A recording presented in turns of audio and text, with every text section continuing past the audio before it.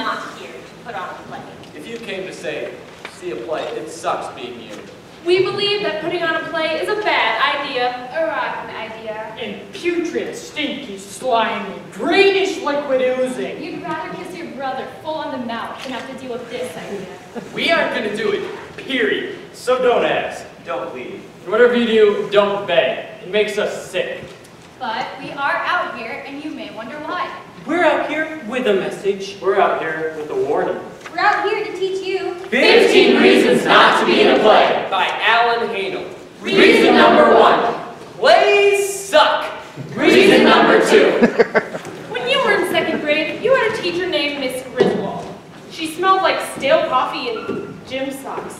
And when she came in every morning, she'd say, Now, students, pay close attention. Focus, focus, focus is the key to success. She invented amazing methods of torture using construction paper and popsicle sticks. She would turn perfectly normal questions into sadistic games of chance that you would always lose. Miss Griswold, can I go to the bathroom? I don't know. May you? What? May you go to the bathroom? That's what I'm asking, can I? Well, I'm assuming that you can, but I don't yet know if you may. Miss Griswold, I really have to go. Then you can go. Thank you. But you may not go until I've given you permission. You just did. By that time, Oh, no. you had either made a puddle on the floor or run out of the room in desperation. A crime for which you'd pay for by writing, I will not run out of the room in desperation 7 million times on the board, with Miss Griswold breathing on you until you got it done. Miss Griswold. Miss Griswold. You had Miss Griswold, and she decided to put you in play. You were only in 2nd grade, still in your formative years. It was a play Miss Griswold wrote, and it had lines in it like, If we don't get busy and plant all those seeds, the earth won't be able to meet all our needs. No, Emily. I want you to put more emphasis on the word needs. I really want you to experience that word fully. I want you to taste it in your mouth. Do you understand? Say the word needs. Needs. Say it like you mean it. Needs. Say it like the most important thing in the world for you to do is to say needs. Needs. Emily, say it as if I'm going to take you home and throw you in my oven if you don't say it right now. Needs. Needs. Needs. Much better. You were small for your age, and everything was so intimidating, especially Miss Griswold. Miss Griswold. She made you put on a tree costume. It itched like you had lice all over your body, and when you tried to turn your head, you faced the inside of the tree. Miss Griswold, I can't see. Now, remember, Emily, how are you going to say needs? With feeling, with passion. I don't want to go in your oven. Stop crying, we're about to go on. Now, where's my head of broccoli? Miss Griswold, I can't. We're about to start, be quiet. You felt tiny and inconsequential in a huge and overwhelming world. And she threw you into a tree costume from which you could not escape. You could barely walk because the tree trunk was so small. You had to take tiny steps just to keep your balance. Only 10 minutes into the play, Jesse Gibbons, who was dressed as a skunk, bumped into you, and you fell. At age 7, 2nd grade, you toppled down, down, down, and your short, unhappy life flashed before your very eyes. You lay on the floor for the rest of the play because your arms were trapped at your sides. Miss Griswold was whispering frantically from the wings. Keep going, you little delinquents. There is an audience out there. Don't you dare stop. No one stopped the play to help you. And by the 2nd act of the 5-act epic called Mother Earth is your patient and you are the nurse, everyone had forgotten you were inside the papier-mâché tree. And they started to sit on you during their scenes. Such stress. The papier-mâché buckled over your face, and you were sure your classmates were going to come crashing through your costume and suffocate you. Hour after hour, you could only lay and stare at your own bark as your classmates recited their horrible lines. Oh, Earth, we love you like crazy. We're sorry we sometimes get sloppy and lazy. The trees all around like Maple Beach and Ash just shouldn't have to put up with all of our trash. When the play was finally over, and everyone had taken their bows and exited the stage, lay there, a fallen and forgotten tree feebly calling for help. Help! By the time your mother found you, you had given up and gone to sleep. And in that sleep, you had your first nightmare, where Miss Griswold was a giant tree coming at you with thousands of scripts hanging from her branches, and you couldn't run, you couldn't move, you couldn't scream! You had this dream night after night for weeks and months, and eventually you had it less and less often. But every time you had it, even last week, you wet your bed. A classic case of post-traumatic stress syndrome. You poor, poor child. So every time you hear the word play, you smell paper mache and see the inside of that tree and hear Miss Griswold saying, needs, needs, and you walk away very, very quickly. Reason number 3. Plays take passion and devotion and commitment. You can't afford to expend any of those when Travis Thorburn is in the world. Look at him. All passion, all devotion, all commitment must be directed at him and him alone. Listen, Travis Thorburn is your everything. He is your waking and your sleeping and your daydreams and your nightmares. He is the taste of toothpaste. Travis Thorburn is your breakfast cereal. He is the cool breeze on your face in the middle of summer. Every breath you take should be exhaled with a single purpose, to say the name Travis. Travis, Travis, Travis. Every thought you have should have but a single intention, to visualize Travis. I think I see him, like a great silver cloud hanging in the sky, the sun streaming through him. He's like a giant plate of lasagna bubbling with cheese. Like a Greek statue, like a Roman Colosseum. Like a ticket to the Super Bowl. Like Travis Thorburn. Travis. With Travis Thorburn in the world, can you take the time to practice for a play, memorize for a play, be in a play? Heck no! How can you even consider it? Look at him. Behold the great Travis Thorburn. What more can you do than try not to faint when he walks into the room? And if he should ever say to you, Get lost, I have a girlfriend. what more can you do than feel your aching heart break into a billion bloody pieces? What more can you do than just lay down and die? Reason number 4. The play might have a part where you're supposed to hold hands with the person next to you. And the person next to you might have these wart-like things on their fingers, and you'll feel them as you're holding hands with them. And you'll be thinking the whole time you're holding hands with them how their hand feels like a toad. And you'll start to worry that these wart-like things are contagious. And you'll start seeing yourself covered with these wart-like things from head to toe. I mean every body part, including your face, your elbows, and even your navel, and you'll practically puke. So it's not worth taking the risk. Reason number 5. Because rehearsals and performances will make you run the risk of not monitoring your cell phone on a regular basis.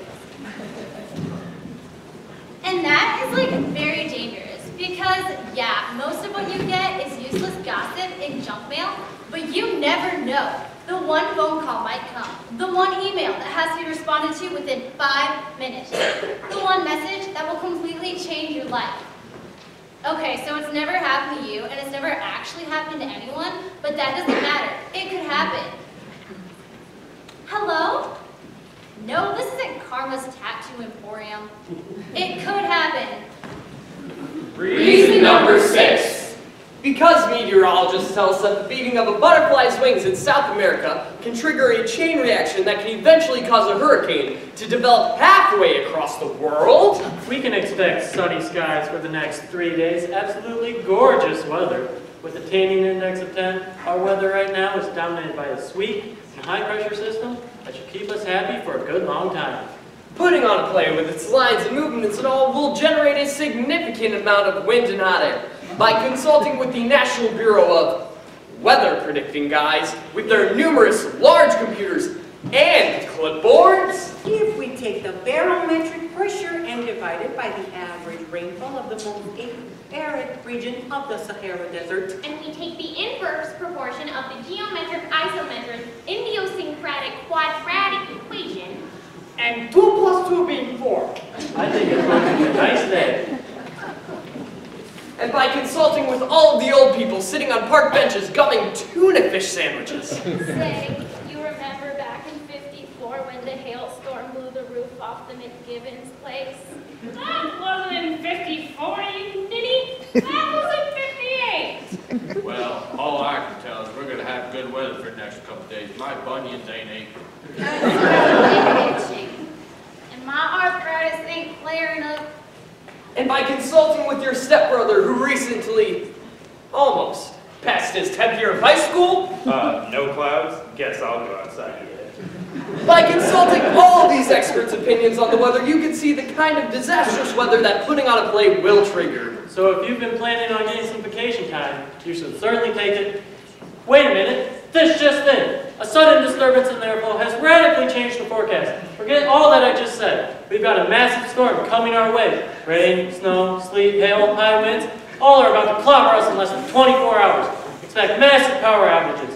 Normally, I'd tell you not to panic, but in this case, panic! these numbers can be right according to the algorithmic configuration of the 10th of the 39th parallel. Adding in the square root of pi, in which the numerator subdissects the denominator. Throwing the hard drive into overdrive, we see that. We're gonna get clobbered!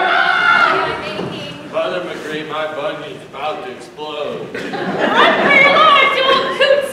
Head for the bingo halls and hide under their tables if you know what's good for you. Getting cloudy, I'll go inside.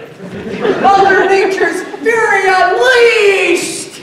Listen to that wind howl! Look at the size of the hail! We're never gonna survive this. Causing massive power outages, food shortages, fear and trembling, panic in the streets, weather-induced chaos, all because... Cleanup after the biggest storm of the century has barely begun. We here have an expert in the field, Reed Brown, who recently almost passed his 10th year of high school.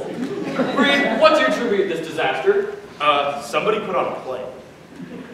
Reason number 7. Plays suck. Reason number 8.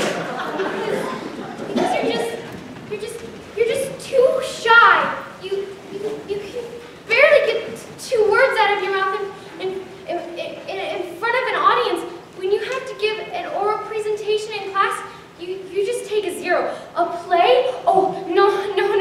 You would just die from embarrassment, staring out at all those lights, knowing that people are sitting there judging what you're wearing and the way you're standing and what you're saying. You're shy! Is that a problem? Is it? Just because you're shy, can't you stay in a corner and let it be that way? Or does society absolutely require that no matter how traumatic it might be, you might have to follow some script? Well, if some script commands that you take some random boy and hold him close to you like he's your favorite teddy bear, are you gonna do it? No, because you're too shy. And God forbid, if some script commands that you kiss him passionately. No, I'm saving myself. See, he's too shy, and so are you. You can't get up in front of people, you can't rope some random guy, and you can't possibly be in a play because you're just way too incredibly pitifully shy. Reason number 9. Your mother wrote you a note saying, Marvin is allergic to plays. If he's in one, he'll get hives, and his legs will swell to 5 times their normal size, and he will sneeze uncontrollably. Achoo! Please excuse my baby. Reason number 10.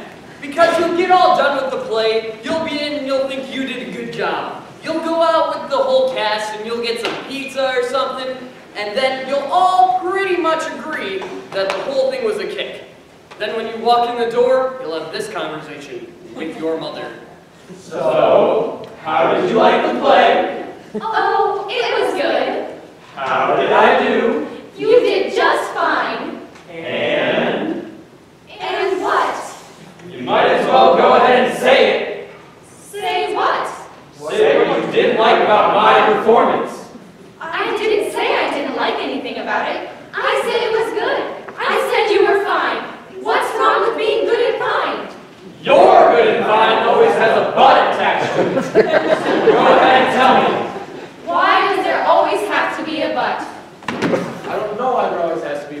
there always is a but. And if you don't tell me now, you'll come in at 1 in the morning and have to tell me. You're telling me as I'm going out the door to somewhere important. So tell me now. Well, maybe, just maybe, Mr. Smart Aleck, I don't have any but this time. Great. I feel good about myself then. I'm glad you enjoyed it. Thanks for coming, Mom. I'm going to bed. There was one thing. I knew it! All right, fine. What do you want? Perfection? I'm your mother, a thinking human being, believe it or not. So when I attend a play or any other school function, I just may have a criticism or two. Is that a crime? I am so tired. So go to bed. I'll tell you about my butt in the morning. No. Go ahead now. You're tired. I'm fine. Just like I was in the play. Fine. Except there was at least one little problem. Wasn't there? Wasn't there? Well, there were a few things actually. Oh, good. And then you'll be up until 2:30 in the morning listening to that woman take that good feeling you have and twist it, like a dirty Kleenex, until you never want to hear the word play again. Reason number 11. Plays suck! Jake, that was reason number 1 and 7. Can't you tell us anything more? Yeah. Plays suck a lot. Could you be more specific? You want me to be more specific? I'll be more specific. Plays suck because they're... This monologue has been reviewed by the National Script Board and deemed unfit for adolescent consumption. You can take all your plays and you can... If you wish to read Jake's unedited version of this monologue, you can find it on the net at www.playsuck.edu. And that is why plays suck. Reason number 12. Because you've got a little brother, 3 years old. You watched him last night when your mom was trying to get him to eat his peas. Come on, sweetie, you can do little green things. They're good for you. No! Like peas. Sweet them all up last time. They make your growing it strong. Come here, open up. No! What's the matter? Why don't you eat the peas? I don't want yucky peas! You have to eat the peas if you want dessert. I don't want the yucky peas!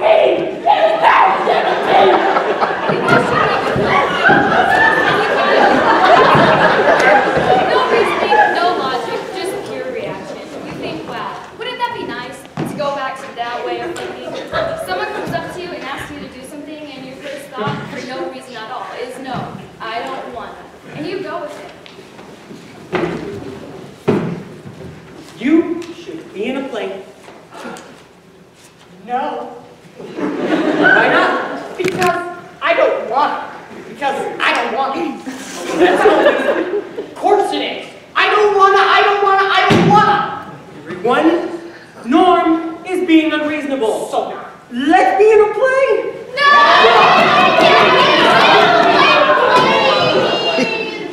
Wasn't that beautiful? Reason number 13. Because when you want to play, the makeup people sometimes tell you, a guy, that you have to wear lipstick and blush. And they never have the colors that set up your natural skin tone. Reason number 14. You suspect you are the most important person in the world. Though you cannot prove it, you are surrounded by spies and assassins whose only mission is to eliminate you. If this silent, stealthy enemy of infiltrators should catch you unaware and take you down, the consequences would be dire. Though you cannot prove it, you suspect they are waiting for you to be in a play. They hold their breath, fingers posed on triggers, eyes trained on sights, anticipating the moment at the climax of the play when you forget you are the most important person in the world. And then poof, in an instant, it will be over. Although you can't prove it, you know they are waiting for you to make the fatal mistake of being in a play. Reason number 15. Go! Go! I don't have number 15. She has it. I do not. You said you did. You're insane. I never said I had 15. Wait, I got it. Awesome! Reason number 15. The play may have a card where you're supposed to have hands with the person next to you. No, did that one. We did? That's right. Oops, sorry. This is terrible. Well, someone's got to have number 15. Everyone, look around. 15 has to be around here someplace. Wait a minute. Why do we have to have 15? I mean, what's the big deal about 15? We already had 14 good ones. 10 would have done it. Or 2 for that matter. Let's just leave it at that. We can't just leave it at that. We told them we had 15. We gotta come up with 15. Says who? Says your mother. What do you say about my mother? Look, we don't need to panic. We just need to come up with a 15th reason. He's right. We promised it, so we have to deliver. Now, who saw it last? Plays suck!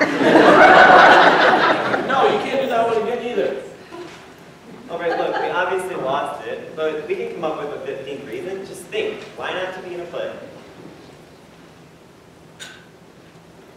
Because being in a play is ordinary.